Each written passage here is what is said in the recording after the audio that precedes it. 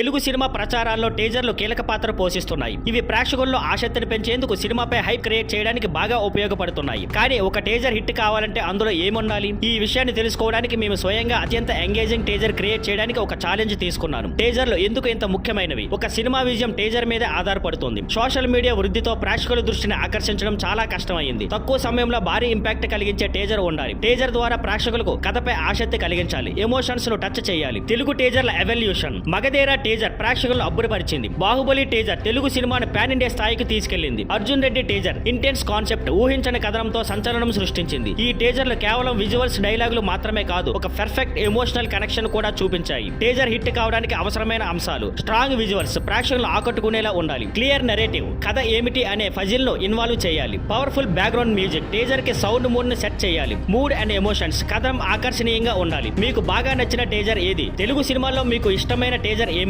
Comments లో చెప్పండి. మరిన్ని ఆసక్తికరమైన సినీ విశ్లేషణల కోసం మా తర్వాతి వీడియో చూడడం మర్చిపోకండి. Thank you for watching. Please like, share and subscribe.